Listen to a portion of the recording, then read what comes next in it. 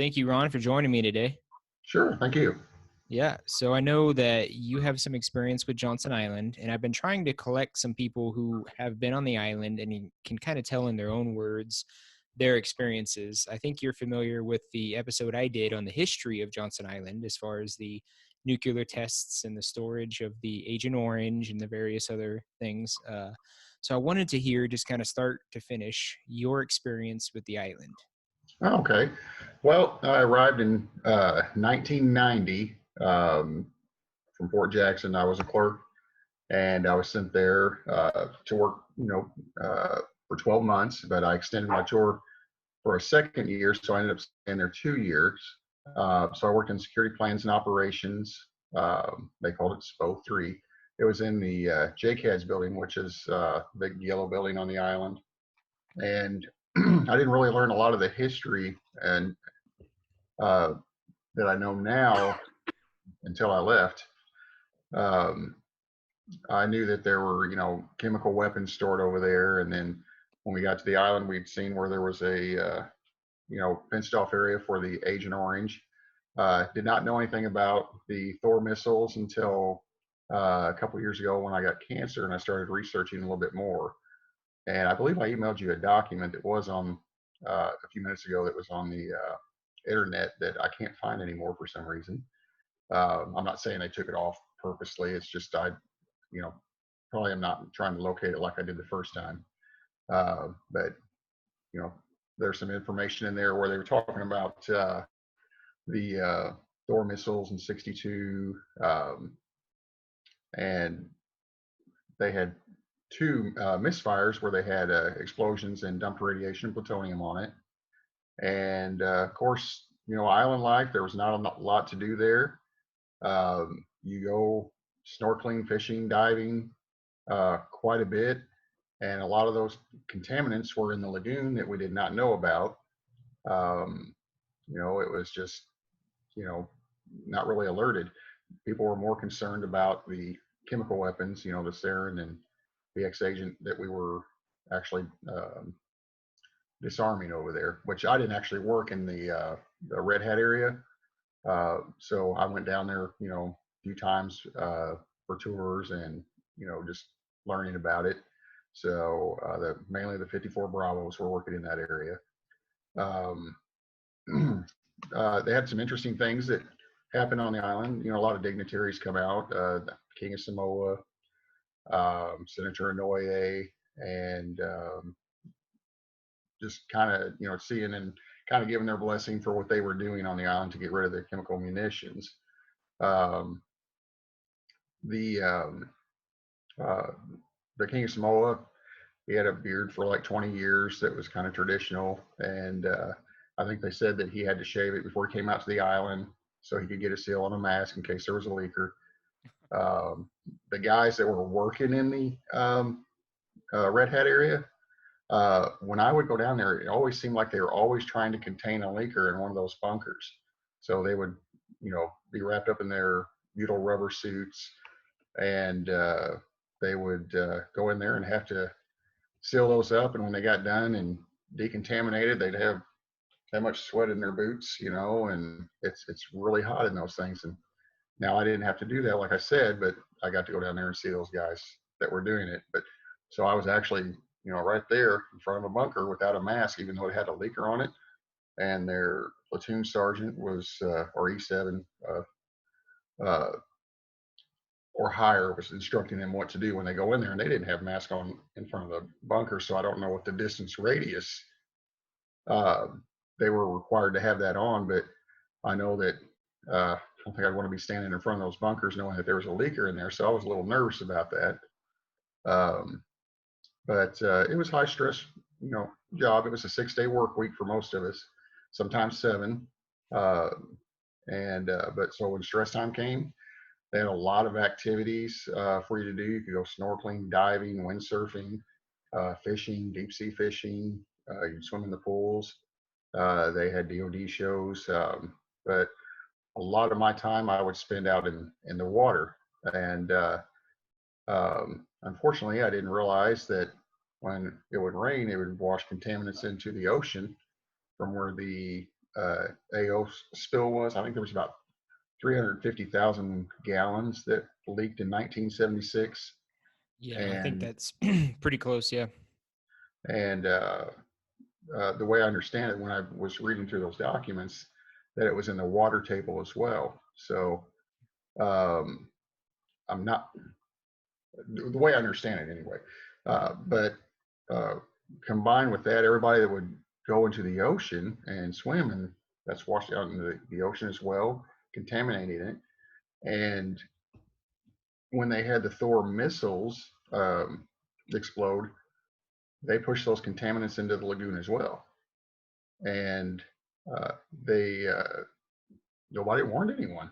You know, just you just go swimming in. It was just a normal day. Oh, you're safe. It's fine. But if you look at like the things that are out in the past few years, like the movie Chernobyl, excuse me. Uh, yes, when you're there with those incidents, they have um, very catastrophic, events that happen and casualties that occur from those events are pretty high and pretty strong. But um, you learn that, I guess back in science class when you're in the, of course, I was in high school in the 80s. Uh, radiation has about a 50-year life, and then plutonium, I think, is a 24,000-year half-life. Yep. Uh, and I was reading where plutonium is not toxic to touch, but when it gets in the air and dust particles, then it becomes toxic. And Johnson Island always had a 15-knot wind, which is about 25 to 28 miles per hour. And the reason they chose that site for the chemical demilitarization is so if anything escaped to the stacks, it would dissipate in the wind. Uh, but when you've got 24 acres of radiation and plutonium, and I don't know how that was sealed or anything, or uh, whatever in a bunker or whatever, but I don't think you can contain all those contaminants. Um, so when that's blowing and it's in your lungs, nose, whatever, and uh, I kind of took a little more interest when I found out I had nasopharyngeal cancer. So I got into a little bit more of the history. Um, they had, I think, about 200,000 munitions come over from Germany, which was it's been articles online I found where they had talked about that, not in detail, but I know they took a naval ship out of dry dock. They took it and loaded up in Germany, and they couldn't come through Guadalcanal because of all the old munitions. They didn't want to let them take that shortcut, so they had to go around South America and come back up, and they hit some storms. They're hitting 25, 30-foot waves or whatever. And when they get to the island, they're just constantly containing leakers as they go around. So everybody was carrying masks around for that time period.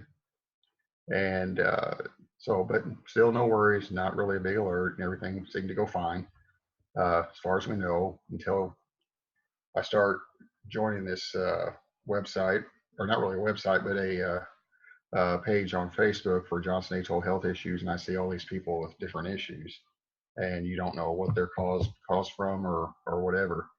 Um, but I had a chance to go to Imboneeka, and I turned it down. And another one of my friends there, Stephen Turner, who was also a clerk, he went on the trip as the clerk, and they flew him down there into a field, and they were getting munitions from World War II to bring back.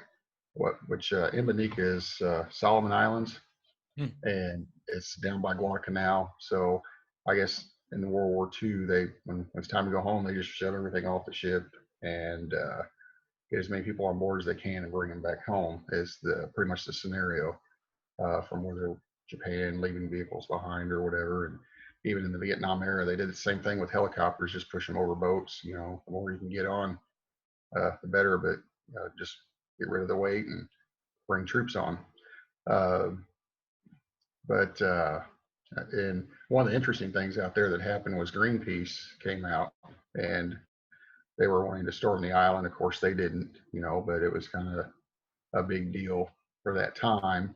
and I think Lieutenant General Kicklighter was the Pacific commander at the time, and David R. Moss was the base colonel for the Army, and I think Colonel Brent Smith was the Air Force commander at the time there. So, um, and I think after that it was Lieutenant Colonel, no, Colonel Dosberg was after that, which he retired as a Major General.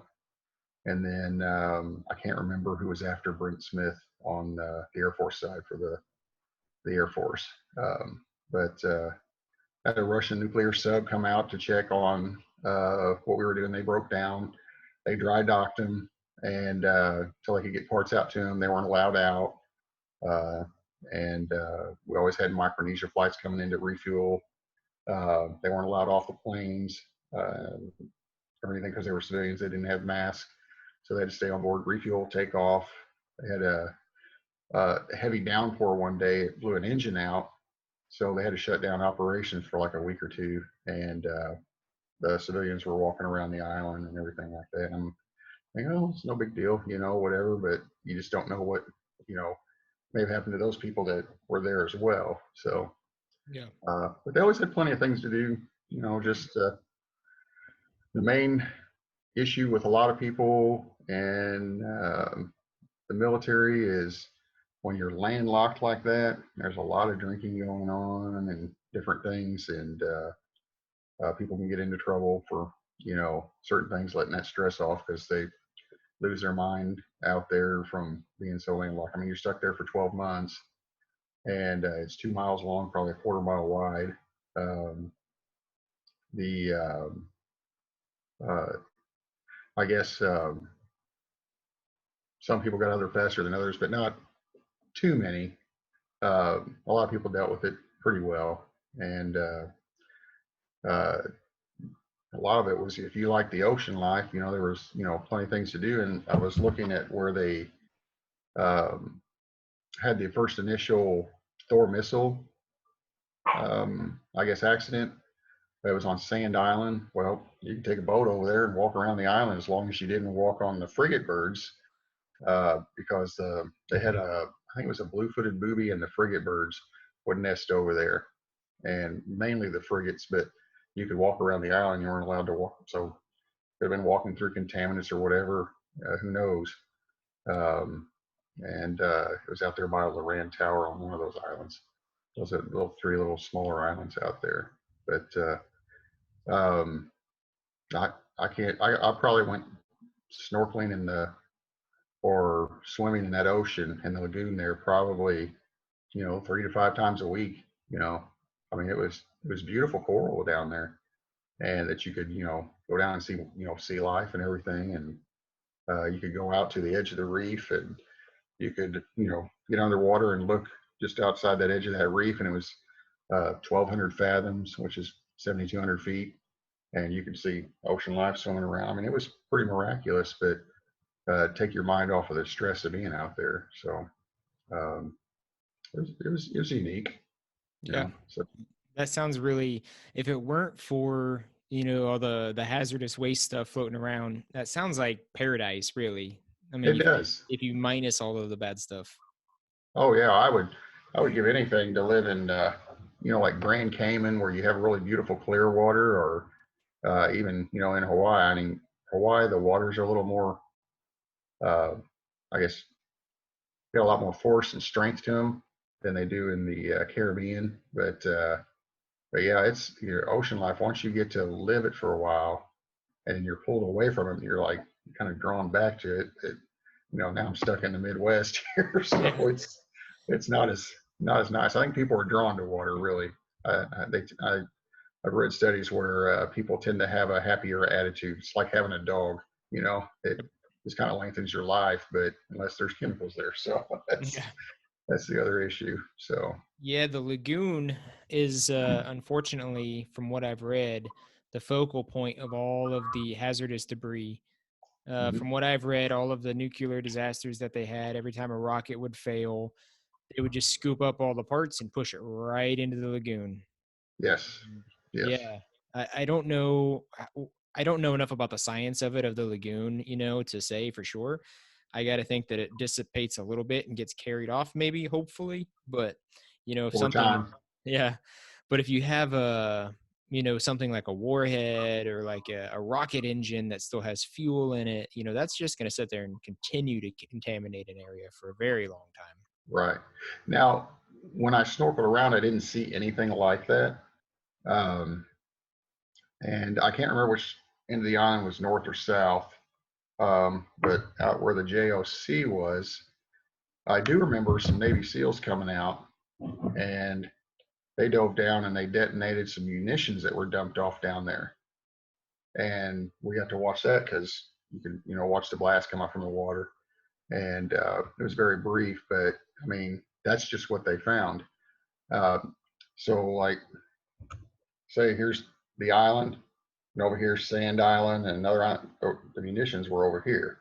So I don't know if they just exploded out there, or if it's something that was down there they want to get rid of, or if it was an actual munition that was dumped from World War II or what. That was never really, privy to me, even though I got to work with a lot of the different documents that my office gave to me to type up. It was more procedural for military police and the 54 Bravos that they had to follow when they were down in that area, and maybe some security events. But some of that may have been above my level. I wasn't allowed to work with, but I only had a secret clearance at the time, and I think the E7s and above had a top secret. So there's a lot of things that I didn't, really get to know about. But a lot of stuff I'm talking about, it's all been declassified. I'm looking at it on the internet, so I know it's, it's out there. So I'm not, exposing anything that people don't know already. Yeah, absolutely. But I did see where another guy on the Johnson Atoll webpage passed away a week ago from glioblastoma, and now I don't know if that guy was on the uh, Johnson Atoll Health Issues page or not. But I know there's over 500 people on there, and I don't know how many are medical, but a lot of them do have medical issues, and I don't know if they'll ever do anything with it because the broad spectrum that's going to cover. I mean, when you talk about the radiation, the plutonium, the Agent Orange that was brought there from, what was it, Okinawa. So they have issues in Okinawa. So when you get into dealing with government, uh, I guess, military compensation, I guess, to cover your medical issues or whatever, or even if they do, like a disability claim or anything like that, you're looking at opening a can of worms to so many areas that were exposed as Taiwan, Vietnam. If you go back to Germany, where the munitions that we got came from over there. So when you pay, if you have to pay people over there, it's not in American dollars you have to pay. You have to, change that to German dollars, which would be exponentially more, I think, for them. One of my friends that I joined with, he retired just recently as a lieutenant colonel, and he was in for 30 years, and he was explaining that to me, how when they pay them off, if that was to open up that area for them, because they had the VX agents and the sarin gas over there stored, like 200,000 rounds. Yeah. But it gets to be so broad and so expensive. But the only thing that really ticked me off, and um, I really shouldn't be ticked off about it, but like 9/11, that was very, horrible event that happened. And but they put, like, they just authorized, what was it 32 or 42 billion this year? Yeah, it was quite a And bit of money. yeah, but yet they still deny anyone that was stationed around all these contaminants that was doing, a service to the country to get rid of it. And it's just kind of disheartening that if you're uh, a member of service, you're kind of less than value to, civilian value. So it kind of ticks me off a little bit, but Yeah. that's just No, me. it should, man. And I agree. Yeah. Not to say that 9/11 guys don't deserve that money. It's just that everybody does, you know, Right. it's not just one Right. group. Everybody does, and I've talked to many people who've come down with cancer. I just talked to another gentleman earlier today. His name was Frank. I think you know Frank from the group. Frank, I don't know how to pronounce his last name. Yeah. It's Frank Yeah. Yeah. I go through and Fierro read. or Yeah. yeah. Yeah. There's quite a bit in there, and there's actually more and more people. I just added a guy to the group the other day that was a bus driver there. So, and now, he's not a, enlisted member or the military or anything like that, but he was there working for several years, and he drove the bus on Saturdays when from people were going over to the plant, and so he's made a lot of trips around that island on the bus, and you get downwind of that stuff, you're susceptible, and you get upwind of it, you're a little more safe, um, but still you're there, and there's a lot of people that just don't.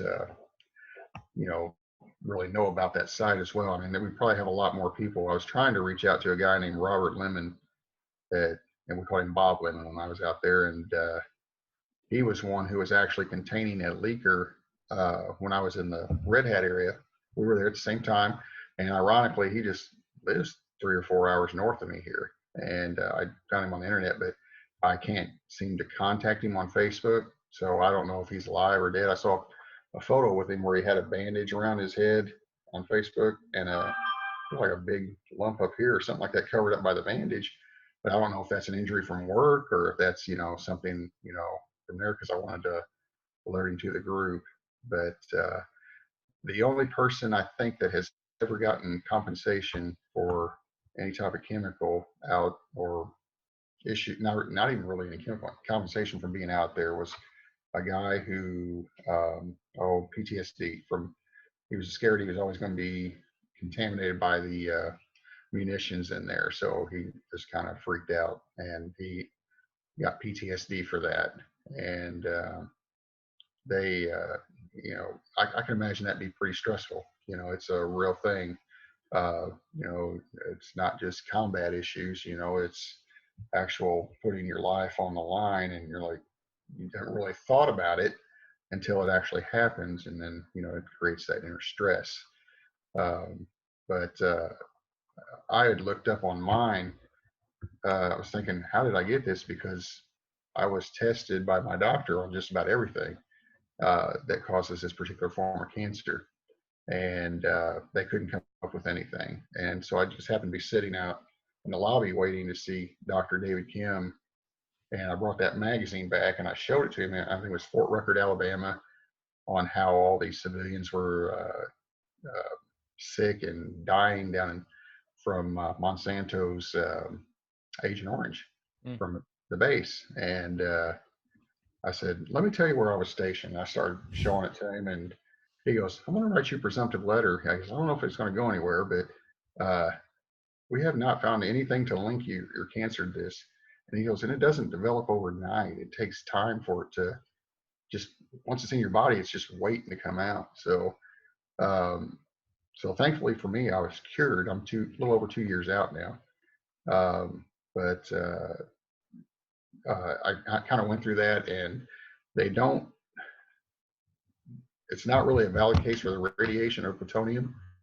So unless you were there during the actual incident of the missile.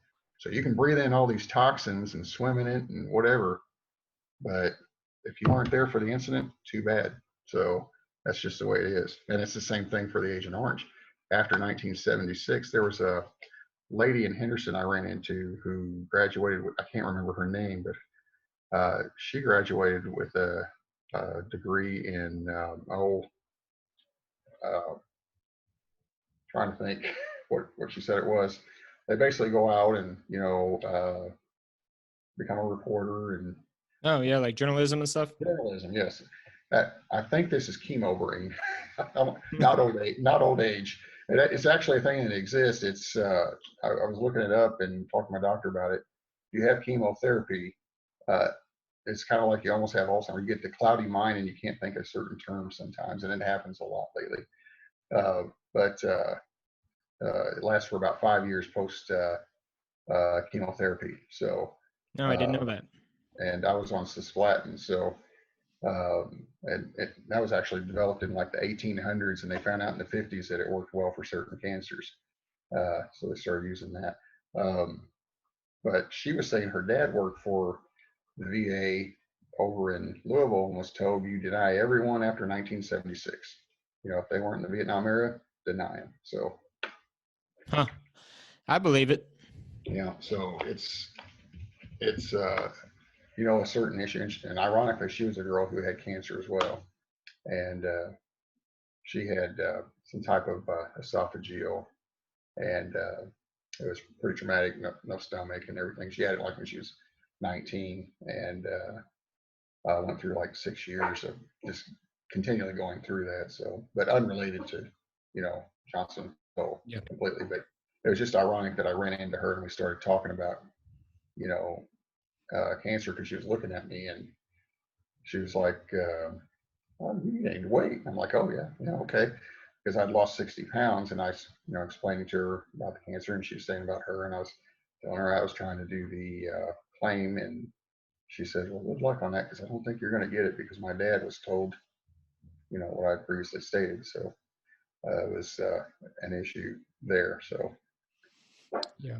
but you have people like, I had a buddy, Scott Pitts, who I'm pretty sure he retired as well, because I saw him on Facebook a couple years ago, and he was at the Pentagon, had gotten out and went back in, but he was constantly trapping, fish, crabs and stuff, and to put in the tank he had in his room, and eat as well, and we all caught fish and ate fish, so fish were all contaminated. It's just that the exponential issues that you do out there just seem to escalate, and there was no warning. Just we were told, there was three of us went out there: Steve Johnson, Stephen Turner, and myself, and from Fort Jackson. And when we were called in, they said, "We need 3 people to go to Johnson Island."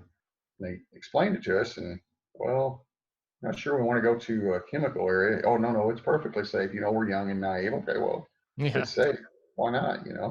Maybe it'll, give us some exposure for learning something new, and, potential, uh, way to get rank if you're in a hardship or something like that, and you get some school time in while you're out there, you get promotion points. And they had a little, uh, a retired colonel that was teaching college classes out there, so you could get, credits while you're, working out there. So it was just, it might sound like a no-brainer, So, but little did I know. So, Yeah. No, absolutely. It's a crazy story. And you led me on to a tip that I kind of went down the rabbit hole a little bit. When you mentioned the World War II tanker leaving Germany and being basically sunk and dumping the munitions off Solomon Island, I started reading up on that, and I found, oh man, I don't even know how many instances. I would say that it's safe to say, a rough estimate, there's probably 1 million tons of dumped chemical, biological, and nerve agents all around the world. And surprisingly, a ton off the east coast of the United States. And it's all open record. And there's this one gentleman who got through the Freedom of Information Act and stuff like that and built a database. And you can Google it. And he has a Google Earth file you can download. And it'll show you exactly where all of the dump sites are. And wow. yeah, it's a lot of mustard gas. It's a lot of mustard gas. Yeah. So that was manufactured all throughout World War I and all throughout World War II by the Germans.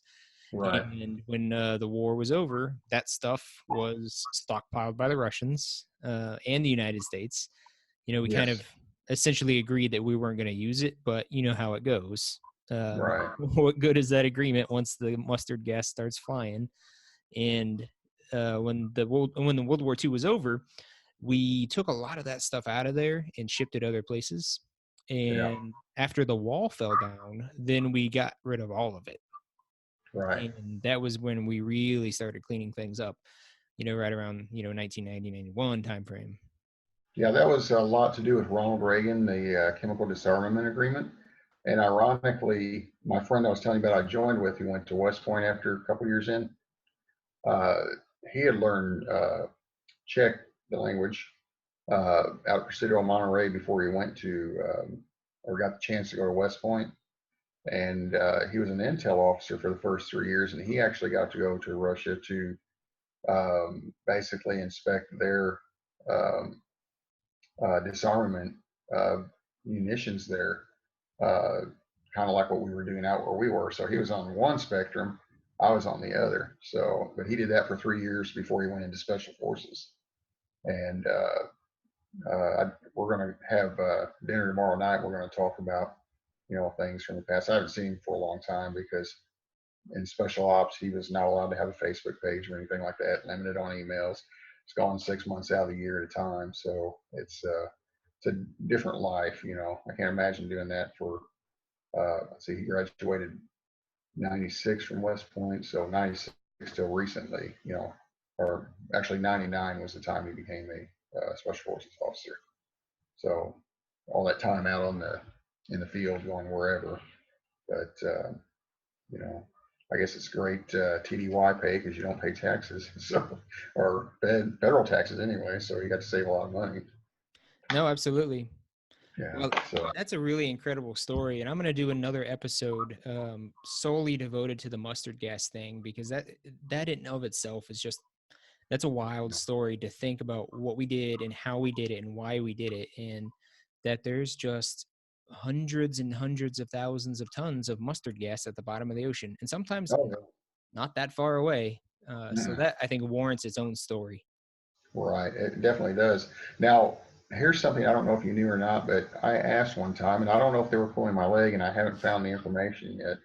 But when um, they were hydrolyzing the munitions out there where I was, and I said, "What do you mean by hydrolyzing?" So they would inject water to dilute, dilute, dilute.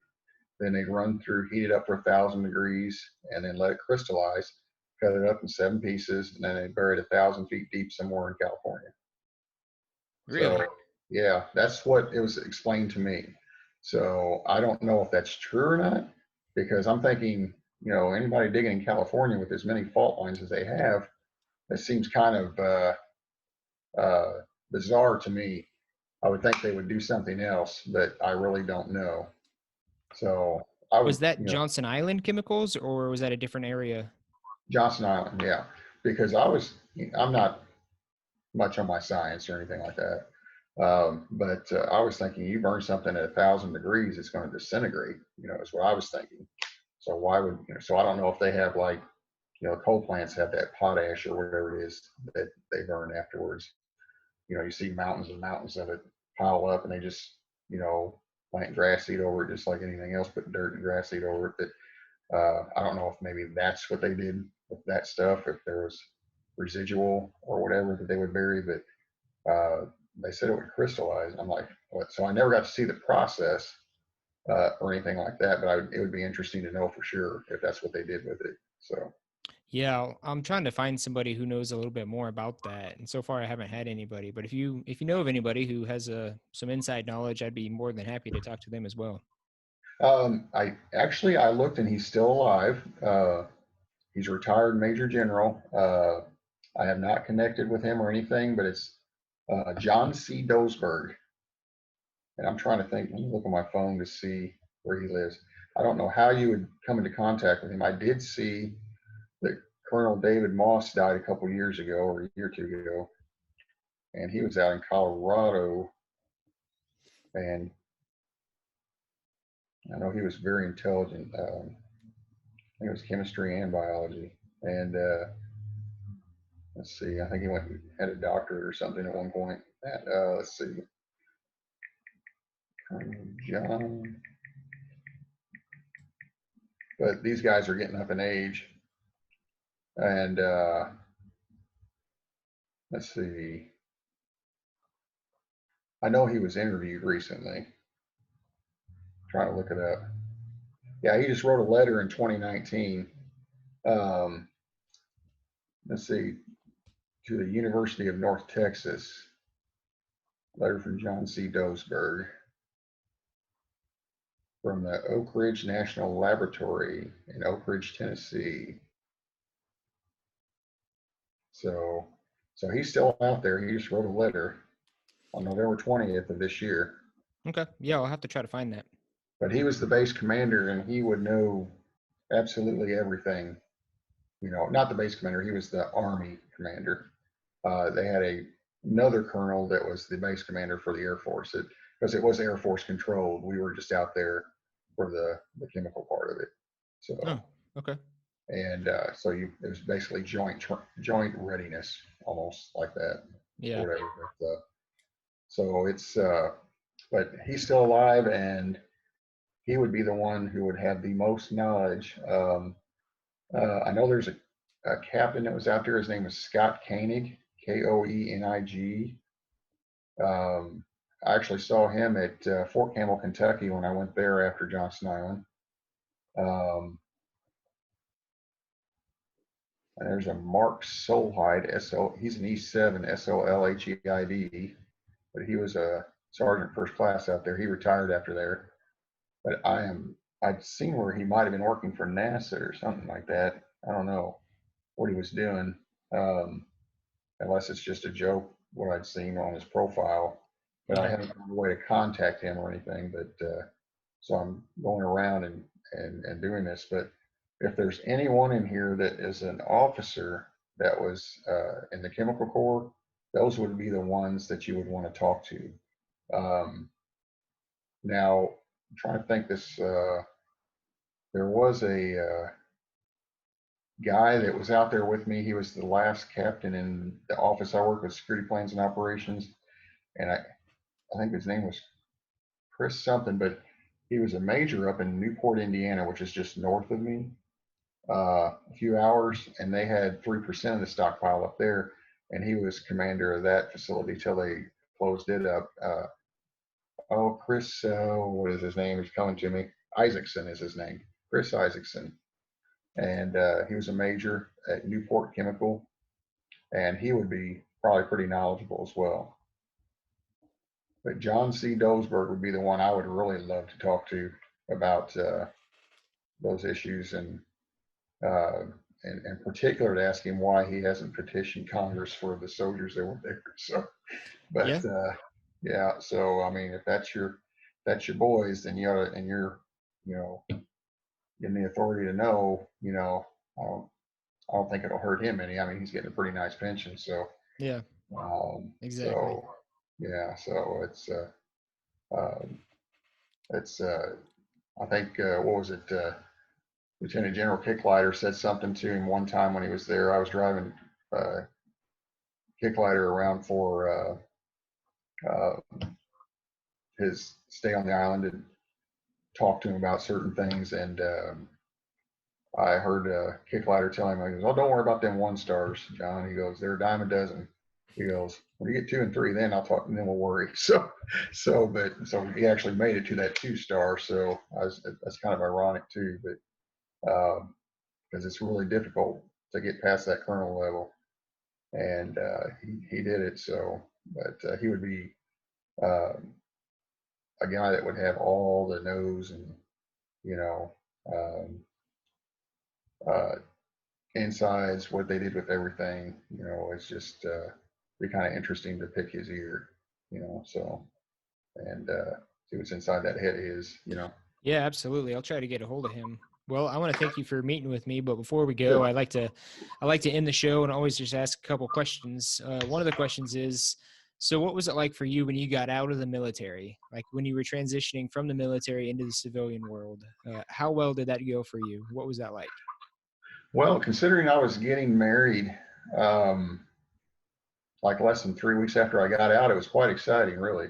I had thought about staying in, but my wife was like, "I'm not sure I want you to," and um, the to me, the thought of making a career out of it and retiring early, would be something fun to do. And I don't look back and say, oh, I wish I could have, wish I had done that anyway or anything. But it, it, it's different. Um, I like the military for some things. I like some of the structure. Uh, I was happy to get away from the abuse of power. So because you do see that a lot more than you do in the civilian world because you don't have to take it. There you have to take it, whether you liked it or not.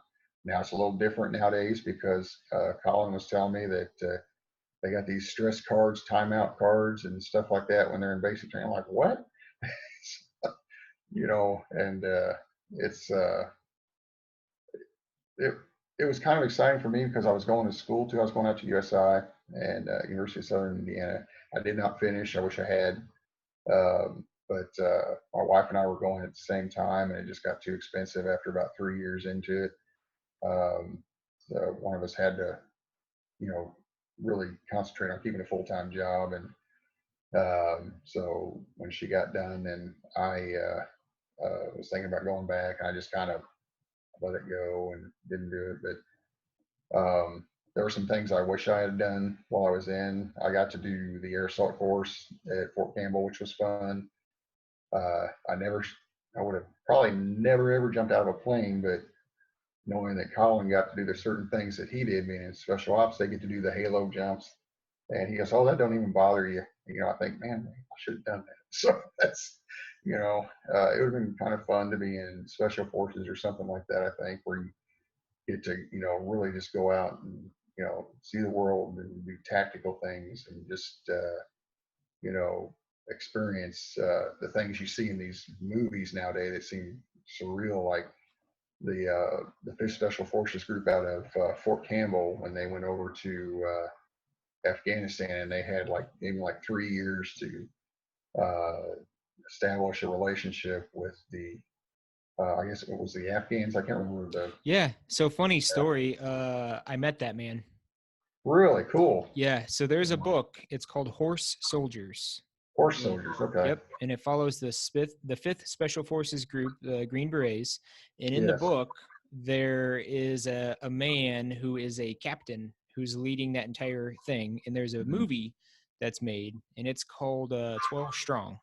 Yes, I saw that. Okay. Yeah. That movie is Yeah. terrible, but the book is fantastic. Yes. And I met the man that book is about. And Oh, okay. yeah, Captain Mitchum, I think is his Yes. name in the book. Yes. That's a pseudonym. That's not his real name. It's Okay. declassified now, but Yeah. he owns a whiskey business in Florida, and it's called Horse Soldier Whiskey. Horse Soldier Whiskey. Okay. Yeah. So if you want to drink some top end whiskey, that's what he does now. He's retired. Yeah, he does motivational speeches, and he Yeah. makes whiskey. Yeah. Unfortunately, I don't drink, but I used to, but now I might have a beer once or twice a year. But with nasopharyngeal cancer, um, it's really, you'd have to become an alcoholic to do that, but it can bring that type of cancer back. And Yeah, why risk it? yeah. And so since I'm not and never have been, a big drinker, except when I was out of Johnson Island, everybody did that.